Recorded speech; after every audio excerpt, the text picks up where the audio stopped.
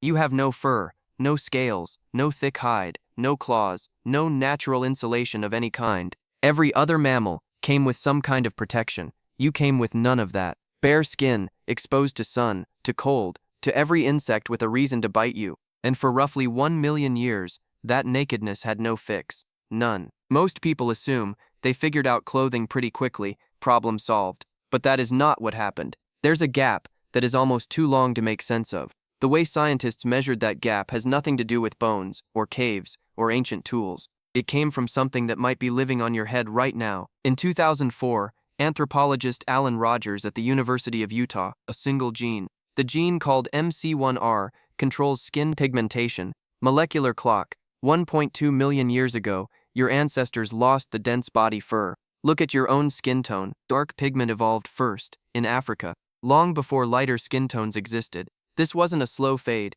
it was a full-body redesign. Fur disappeared, skin darkened, sweat glands multiplied across the entire body, turning early humans into one of the only mammals that can cool itself by sweating instead of panting.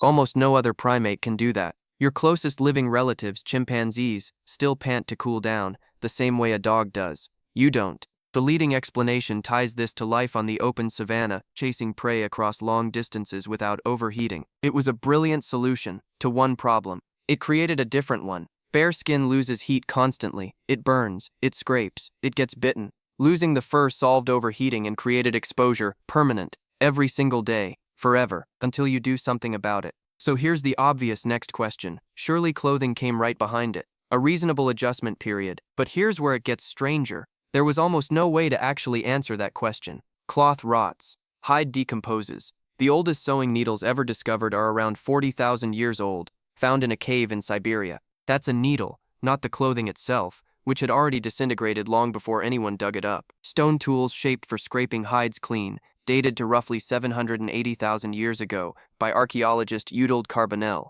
But scraping a hide isn't the same as wearing one. It could have been bedding, a blanket. There was no way to know, from a tool alone, whether anyone was actually putting it on their body, until someone realized the answer wasn't buried in the ground at all. It was crawling on living humans the entire time. Humans carry two genetically distinct species of lice. Head lice grip hair. Body lice are built completely differently, for fabric. Body lice cannot survive on bare skin for more than a day or two. They need fabric. They couldn't have existed before clothing did. That single fact turned an insect into a biological calendar.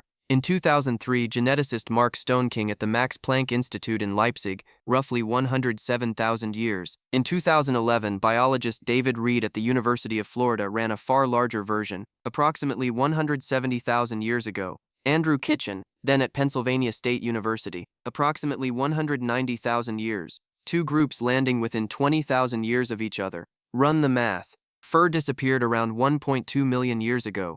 Clothing didn't appear until roughly 170,000 years ago, a gap of just over 1 million years, close to 40,000 generations who lived inside skin with no covering. Not a rough winter, not a hard decade, 1 million years. The detail almost nobody mentions. It told us where humans were when it began. Genetic evidence for the major migration out of Africa points to roughly 100,000 years ago. Clothing had already existed for 70,000 years before that migration started. Your ancestors were wearing something while still in Africa, still in a warm climate, decades, generations, before there was any cold to escape. Think about this. The story everyone assumes runs backward from what actually happened. Clothing didn't follow the cold, it preceded it. It was invented for something else first. The cold weather use came later, almost as a bonus. Nobody knows the original reason with certainty. Bare skin in equatorial Africa was vulnerable to UV damage and biting parasites. A simple wrap of hide would have offered protection.